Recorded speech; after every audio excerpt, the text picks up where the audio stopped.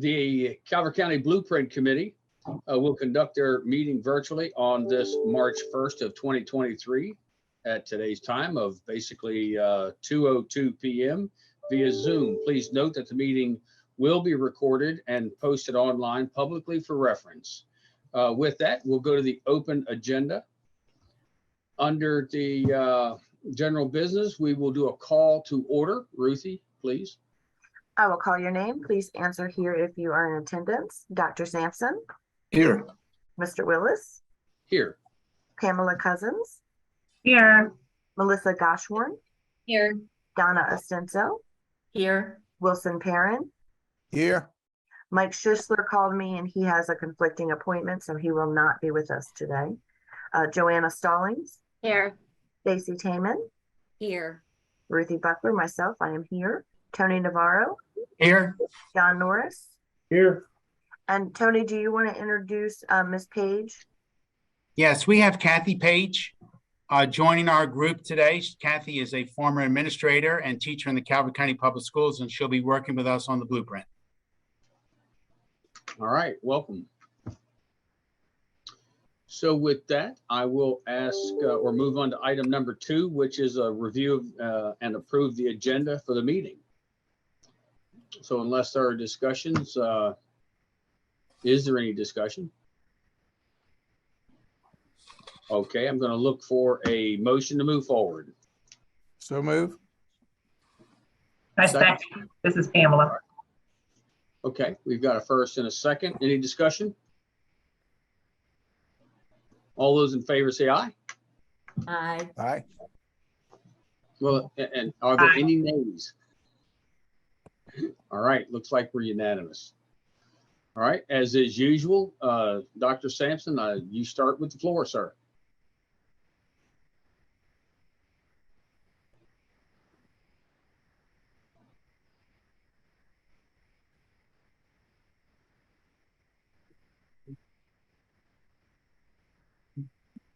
All right. So good afternoon again, everyone. So update on our status. What we'll do today is I'll give an overview of where we are with our implementation plan. So plan status, feedback from our MSDE AIB technical assistance meeting that was a couple of weeks ago, a review and update on the town hall meeting that was last night, some information about the Workforce Development Board in terms of where we are in that work, and where we are with public awareness.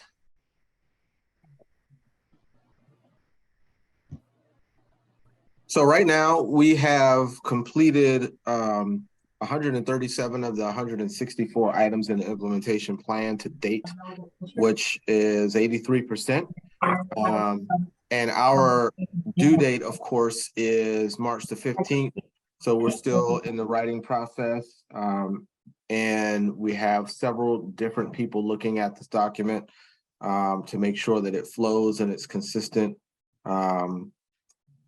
based on some of the feedback that we got. But we'll get to that on the next couple of slides. So with that, our MSDE AIB feedback meeting was very, very productive. And that occurred on the 17th of February. We were able to have a conversation about specific things with regard to our writing and our implementation plan, as well as an overall feedback for our implementation plan writing.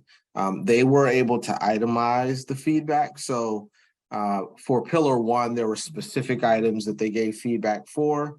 And then overall, there were general items of feedback. And more so, what it really came down to was that they wanted us to be more specific overall in terms of how we were answering the question.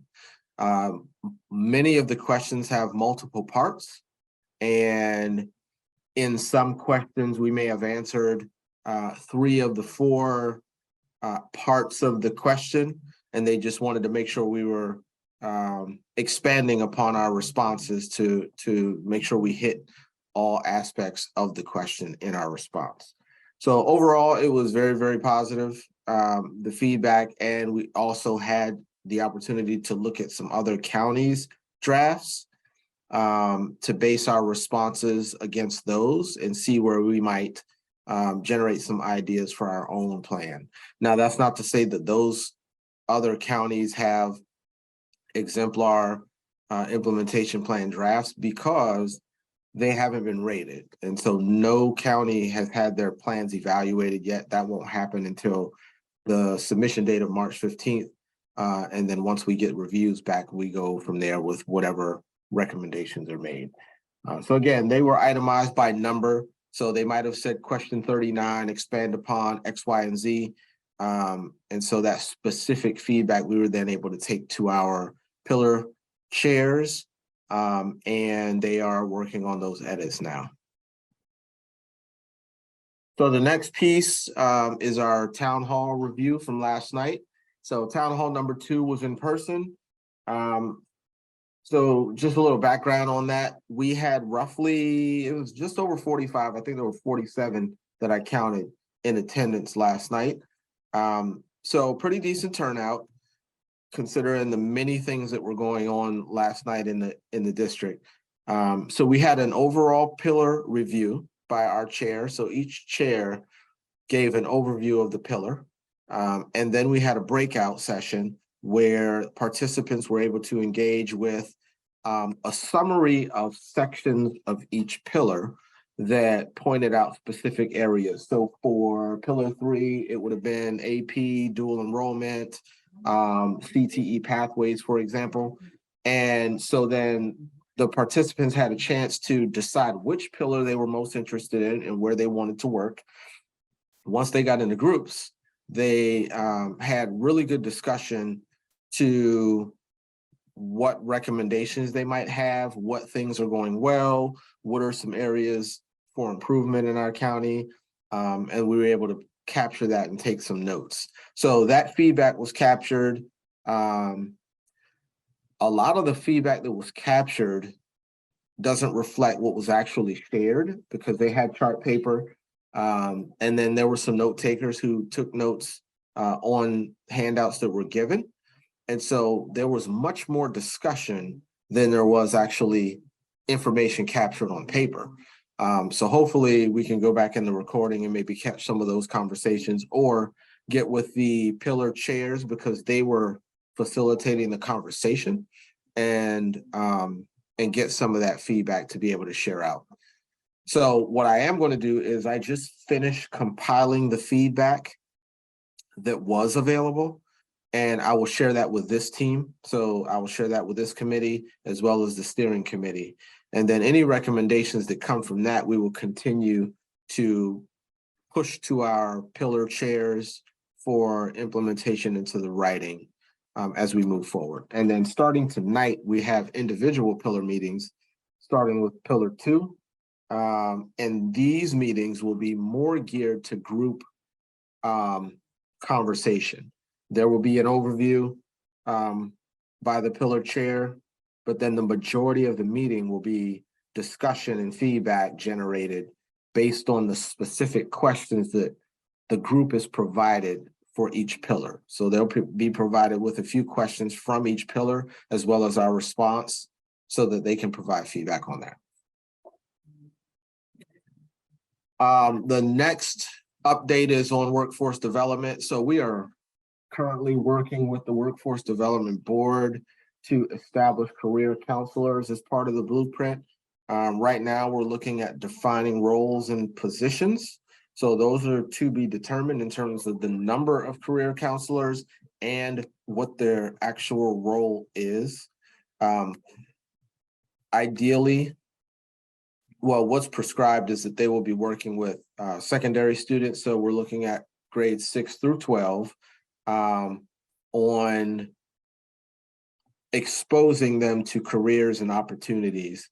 And so narrowing that down and becoming more specific about what that role will look like is what we're currently working on. And that's a tri-county MOU that we're working on with St. Mary's and Charles. And so right now we're in the writing phase, or the planning phase of that MOU. which it's not due until after the plan is submitted. We have time for that. So that is one of those things where we meet regularly to have conversation about where we are with the MOU, what other ideas do you have, what are some challenges in your county? And then once we can agree on what things we want to add in there, we will finalize that MOU to then implement that role of a career counselor. So next steps are the meetings that were previously mentioned, and the dates are listed here, with Pillar 2 being the first one starting tonight. All meetings are at 6:30 at the Board of Education, at the central office boardroom. And then, of course, our submission date is March 15th, when we will have our plan 100% done and submitted. We also have an internal due date of March the 10th. So I asked this committee that any feedback that you receive either in public or from review of documentation or otherwise, please get that to me by March the 10th so that any changes or additions can be put in a timely manner. Actually, before March the 10th, I would probably say the 8th. Give me a couple of days, because each pillar chair is submitting their final draft on the 10th, which gives us a few days to make sure we proof it and get it turned around. And that is it. Any questions?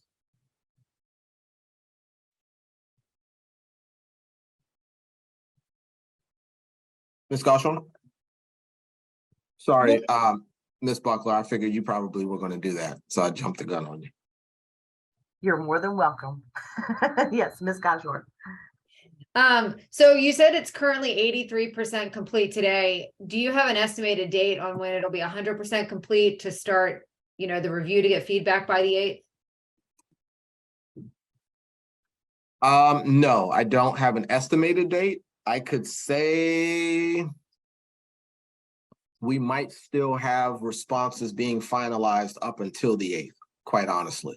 But a lot of the information needing to be entered are data tables. We don't need feedback on our data tables, more so the writing pieces, so the narrative responses.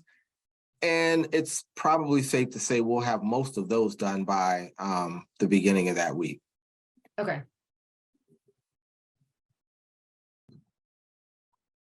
Mrs. Denzel? So my question is about the Tri-County MOU for the career counselors. Why, or what is the purpose of having an MOU between the 3 counties? Because the Workforce Development Board is it works with the 3 counties together. So the goal is to develop common language in the MOU. Now, that doesn't mean that our MOUs will be exactly the same, but we're determining common language that we would all have with regard to the position. And then there may be some things that are specific to our county that we would have in our MOU. For example, Charles and St. Mary's counties both have a position already or positions similar to this career counselor. We don't have that in place. So they are in a supplementary position as opposed to us starting from scratch. So that might change some of their language as opposed to what we put in ours. Okay, thank you. Mr. Norris? I'm curious, the Workforce Development Board is the one that already exists, was created in the 90s, correct? Yes. Okay. Thank you. You're welcome. Any other questions? Ms. Gashorn? Okay, so I have a couple. So I'll start by saying yesterday at the Maryland State Board of Education meeting, the Maryland Association of Counties had a panel where they discussed some of the challenges that the different counties are experiencing as they start to go through this process, the creation of this implementation plan. So I did send that around. Ruthie, I copied you if you wanted to send it around. I didn't have everybody's email address, but I do think it's worthwhile that everyone on this committee and the community at large take a listen to that part of the meeting. With that being said, though, they mentioned several things that are applicable to Calvert County as well.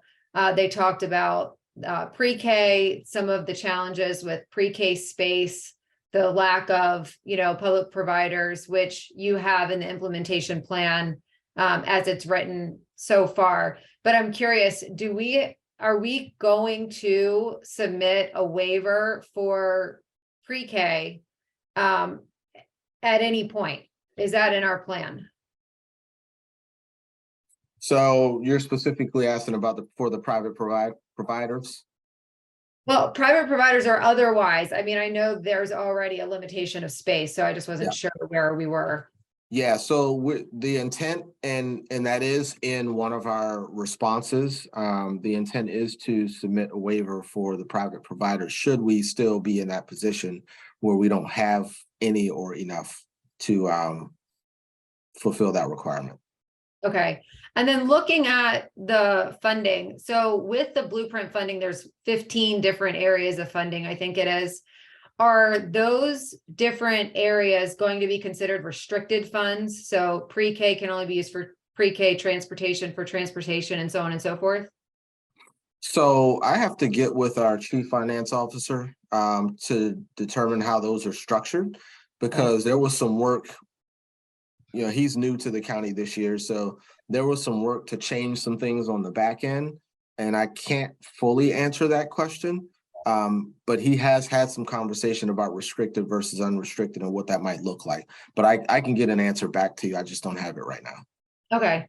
And then I noticed in the FY 23-24 budget, in the restricted state funds or the state funded programs, we have over $800,000 less as it pertains to pre-K, Judy centers, kindergarten, those sorts of programs. And so I was curious, is that because it is now being funded through the blueprint and is coming from our general state funding, or is there some other reason that those programs have dropped off due to timing or they don't exist? So I'm not sure I follow that question in its entirety. So in the restricted part of the budget, when it breaks down all the money we receive from the state, there's several line items as it pertains to pre-K and the Judy centers. And about $800 or more $1,000, we are not getting $800-some thousand in the FY 23-24 budget. So I was curious if that is because the funding is coming through the blueprint, so those programs have gone away, or it's a reallocation of how the state is giving the funding. That's something I have to get with Mr. Johnson about and follow up with you. Okay. All right. And then the other comment, sorry, I'm loaded today because I've been reviewing the plan, which you guys have done a great job with so far. So I also noticed that the dual enrollment budget has increased. This current budget year, FY 23, it was around $30,000. And in the proposed FY 24 budget, it's $177,000. I'm assuming that is because of the requirements of the blueprint. That has increased based on the requirements of the blueprint. So that would be a yes. Okay. Can we get a breakdown of the items in the proposed budget for FY 24 of those items that have increased specifically because of the blueprint requirements? I will look into that. Okay. Thank you.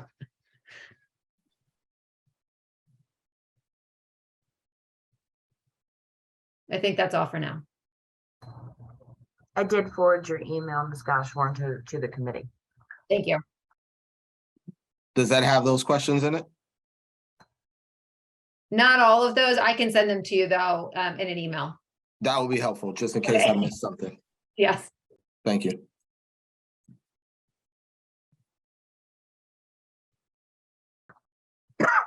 Excuse me. Any other questions? Okay, I think we can go on to new business. All right, so under new business, I put in there the next presentation that we would like to give to the Board of Education. I know we've only given one, and Joe and I, we did that together, obviously, but another one is, I guess, when will we do it? Now, I know we're not going to do it between now and March 15th, and by March 15th, the draft will already be submitted, but to keep the commissioners involved or in the know as much as possible, I'm just looking for a date, Joe, when we in the committee can, because it's a joint effort, obviously. Everybody that's on here is invited to be there.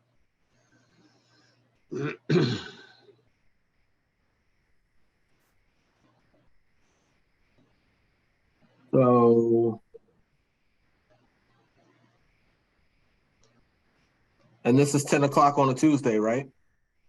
It is. Yes, sir. 10 o'clock-ish? Yeah, I mean, and yeah, it is, because it would be live for them. So, I mean, I could put us at the, and to be quite honest, I can move it.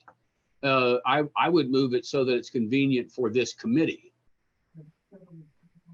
But that's really, it only gives me about 3 hours, absolutely, that, because their meetings, we have about an hour before that we meet with department heads, but it goes live at 10 o'clock. There are a couple of things we do at 10 o'clock that take about, 5 or 10 minutes at the most. And then from that time on, I could fit it in anywhere if it met your schedule. So what time frame are we looking at? I know you said after we submit the implementation plan, but are you thinking still in March? Or are you thinking April or May, or what are I mean, one, I want it to make sense. I mean, I think it would be good to, as soon after the plan goes up, just so that they know what that draft plan goes up. We're not going to go through every line in the draft. I understand that, but just so that they know that the draft has been put together, it's going forward. If there's anything major in that draft that we wanted to point out, that we do that. But we have time to talk about it. So if it needs to be, at the end of March, if it needs to be somewhere in the beginning of April, I'm okay with that. I just need to keep them abreast of, what direction we're heading. Okay.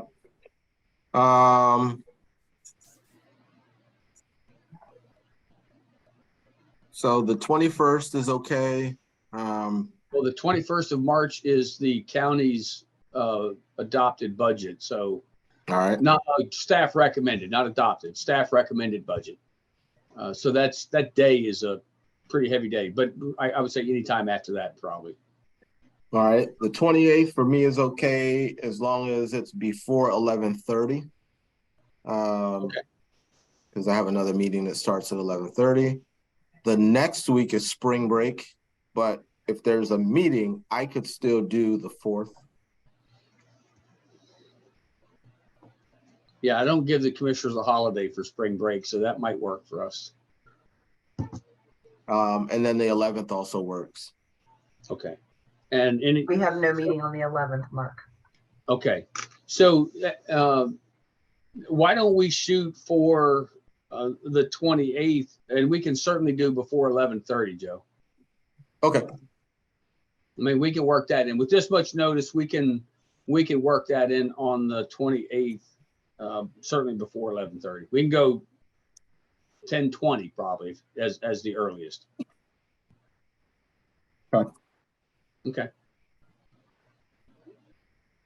All right. I really, I don't have anything else other than that. Just it's simply to give them the opportunity to ask a few questions and keep them up to date on where we are, with also, always updating them. So I would say the biggest thing that we're trying to do is update them with where we are, and then those important dates as we move forward.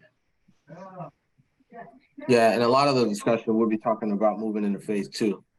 Yes, and they'll be interested in all that, so that's fine. Okay, that's all I have on new business, unless anybody else has anything on that topic. Okay. And what we'll do for the committee, as soon as we nail down exactly what that time and all is, Ruthie will get that information out to everybody that's on here so that we're on the same page. Everybody's obviously invited, just like last time. Joe, I would imagine you and I will be up at the table, and then the committee members will have an opportunity. I want to give them an opportunity to speak when we're in that situation. But again, we'll have a certain time limit, and I'll let everybody know what that time limit is. So we're not gonna get in there and discuss this thing for, a couple hours. Not gonna happen. I mean, we're talking minutes. Okay. All right, so if nothing else under new, I'll move on to old business. The first item is draft implementation plan. I think we've pretty much covered that, but Joe, if you have anything on it, other than what we've already discussed, or the committee, we can discuss it now, or we can move to item number 2. No, nothing other than what I've already reported. Okay. Under stakeholder and focus group survey responses, I know that we've still got folks that are finishing up theirs. I would say that obviously the sooner we get that into Joe and his sub-pillar committee members, that would be awesome. Public awareness campaign update. I always say, let us know how we can be of assistance. Even going forward, the guys, I think that worked out fairly well last night. You know what, Ruthie, I don't know is if we had invited them tonight. Are you looking for them tonight or no, Joe? No, I'm not looking for them tonight. These pillar meetings are not going to be live streamed simply because these are work sessions. Gotcha. So the idea is that those who attend will be doing the work and providing that feedback. If you watch it online, you can't provide any feedback anyway, because you're not going to see the questions that are in front of the participants. Yeah, I got that. Do you have anybody on your side that's doing any filming for recordation, or is it just what we're putting pen to paper? No, just pen to paper. Okay. Now, I would like for them to be involved, if possible, with the recording of our pillar videos. So we can set up some dates and get that scheduled. That way we can just record those and get them published. Yeah, Ruthie will take care of that, working with our CMR division and make sure that they're locked on for that. All right. All right, so we've got update on timeline and deliverables. You've kind of pointed out some of those things. Joe, is there anything else on that we need to? And I think we've got one question. I can't see it anymore. So who do we have? I saw a hand. It was me. Oh, gotcha. Go ahead. Yeah. I just wanted back on the blueprint meetings from last night. I thought that was a great way to involve the community. I just have one request for the next ones, when it's going to be interactive working sessions, that we market them that way. I think that we would get much more participation if the community knew that they would actually be in like those small working groups, how it turned out last night. So I would just encourage us to communicate it, and hopefully we'll get even more people come out. And I know that will be able to happen, Melissa. We got kind of a late start on that yesterday. For me, that's a pretty extensive effort to do everything that we did last night. But the guys did it. They know what to do. So as soon as we know what those dates and times are, they'll be notified in advance, and then we can advertise it in advance. I know Joe does the advertisement, but we can definitely put it out there so that we're all on the same page. Okay. And Ruthie's taking all those notes. Ruthie's who keeps me straight. So, all right. Is there anything else on the date, deadlines, deliverables, any of that as we go forward? I have a question about last night. Sure. My question is, what was the intent, or was the intent to record the audience directly, because I noticed a few people moving their chairs away from the camera when they came to their table, which in my opinion, they did not want to be on camera. So was the intent to record the overall from a distance happenings in the room, or going table to table like they did? Because I think that parent or people should be aware that's happening and consent to that perhaps versus. Yeah, so the intent was for them to record the meeting as a whole.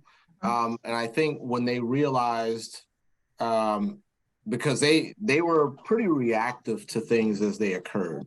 So I think when they noticed that there was a breakout and there was some discussion that wasn't being captured, because they were gonna capture the chart papers for the responses. And when they realized that that wasn't happening, because I talked to them afterward, and they were trying to capture the conversation so that the folks who were watching it could hear the conversation, since it wasn't on a chart paper.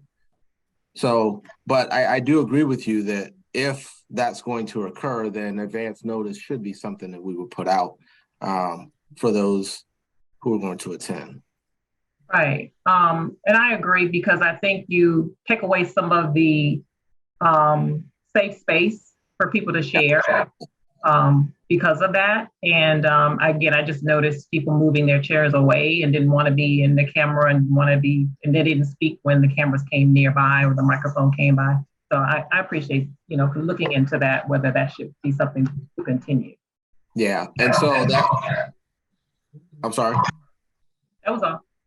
So yeah, that's another reason why these pillar meetings are not going to be live streamed, because we really want the participants to dissect those responses and questions and provide us some genuine feedback. Just a question. Thank you. Hey, Wilson, can I What was the purpose of the recording anyway? For the work groups, or just to broadcast it to the public?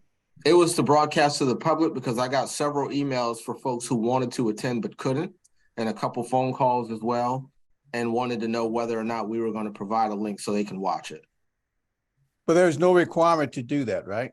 There was not. Okay, thank you. Yeah, Joe and we talked about that. Actually, I was in the middle of my commissioner hearing and got a text message, but we were able to work it out. Pamela, to go back to your, not your concern, but the situation that you brought up, one of the things that led to that particular type of recording was the fact that one of our main cameras actually lost connection.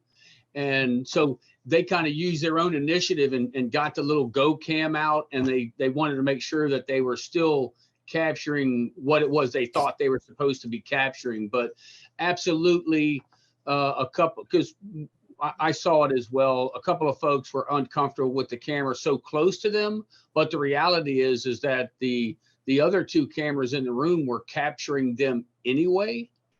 So we go back to just making sure that everybody's notified that we are capturing data, but it's for the purpose of live stream, and we won't make them uncomfortable going forward with anybody walking right by their table, literally feet from their head. They weren't necessarily filming them, but they were filming somebody else at the table.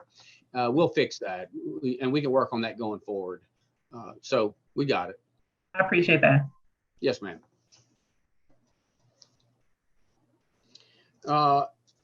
If we don't have anything else on those topics, then I'm back to Ruthie, public comment, please. Before I do that, I just want to make sure, Dr. Sampson, you sent me an email. I'm okay to send that to the entire committee, correct? Absolutely. All right, I'm doing it right now. Okay. So we do have, of course, Ms. Page is here with us, as discussed earlier. And I do see that we have had another member of the public join us. So I will read my statement if they would like to speak. The floor has been open for public comment from persons joining virtually. If you wish to speak, please press *9 or use the raise your hand function. The Blueprint Committee has elected to follow the same rules for public comment as the Calvert County Board of County Commissioners, who adopted Resolution 689, intending to maintain the order and decorum of the governmental process. A copy can be found on the county's website on the page for the Blueprint Committee. The Ethics Commission has asked that we remind speakers at public comment that lobbyists include those who seek to influence public policy and must register in advance. Virtual speakers will be identified by the last 4 digits of their phone number or their screen name and unmuted one at a time. If necessary, you may unmute yourself by pressing *6. Before beginning your comments, all speakers must identify themselves and whether speaking as an individual, where you will be allocated 2 minutes, or as a designated representative of a group, where you will be allocated 5 minutes. So I don't see either of those 2 individuals with their hands raised.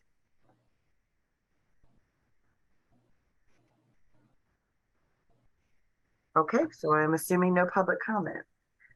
So that will take us to our closing comments, and I will go in the same order as we did for roll call, except for Mark, last time we discussed saving you and Dr. Sampson for last. Sure. So Pamela Cousins, do you have any closing comments? Do not at this time. Thank you. Thank you. Ms. Gashorn? Hi, yes, of course. So I know we're in the process of closing out phase 1 of the blueprint, but I did want to follow up on the joint meeting that we had in front of the Board of County Commissioners. One of the things that they brought up was a desire to understand and give access to full day pre-K to all Calvert County students, even though that is outside of the blueprint. So I do just want to make sure we have that on our list once we get through the writing of phase 1 anyway, to really do an analysis to what that cost would be and the impact of meeting that request, especially since we already know we have a restriction on space requirements. I'm also interested in understanding, per the blueprint, certain staff will only be required to be in the classroom 60% of the time. So I'm interested in the long-term impact of that on salaries and wages. It was also brought up in the Maryland State Department meeting yesterday in that panel, just physically, where are the additional staff going to go when we do have to meet that 60% requirement and hire all of the additional staff? What do those requirements look like? And then the last question I had, sorry, I'm jumping all around my notes here. Also, one of the members of that panel mentioned that they received, I believe it was Monday night, an update on the blueprint funding for FY24, and they had a reduction in their funding. And so I was just curious if we got a similar update and if we could be aware of what those changes were, if they did change the funding for Calvert County specifically. Okay. Okay, Donna Ostenso? No comment at this time. Thank you. Thank you. Wilson Parent? No comment at this time. Thank you. Mike is not with us. Joanna Stallings? No comment at this time. Thank you. Stacy Taman? No comment. Thank you. I have none. Tony Navarro? We are looking forward to our Pillar 2 meeting tonight at 6:30. It might be a little cramped because we're in the boardroom, but we'll make it work. Thank you. John Norris? No comment. Thank you. Thank you. All right, I'm going to go back to Mark Willis. My only comment is, you know, as always, I appreciate, you know, the interaction between the committee members. We're really all well, maybe not me, and maybe not Joe, but you know, we're all here because we want to make a difference. So I appreciate, you know, the effort that everybody's putting in. And Wilson, you're not a volunteer either, so you're required. Thanks, everybody. Thanks, Mark. I just got to remind you of that. And Dr. Sampson, we'll let you wrap that up. All right. Well, thanks again, everyone. I do value this conversation and this committee because it does allow us to see things from multiple perspectives. And so the questions are welcomed and will serve to help us as we really try to think about how we're going to do things differently, because that's the ultimate goal of this anyway. Because the saying in Calvert County is that's the way we've always done it. And we want to move away from that in order to do what's best for our students over the next 10 years. So I just wanted to reiterate the fact that this is a welcome space, and I appreciate the questions, the feedback, and what you all contribute to the group.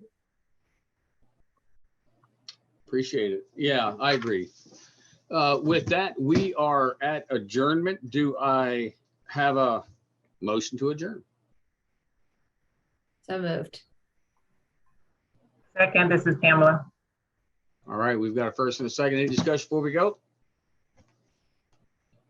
All those in favor of adjournment? Aye. Aye. All right, I'll times that times everybody. Thanks, everybody. We'll see you next time around. And Bye. many of you I'll see tonight. See ya. Bye, everyone. Bye.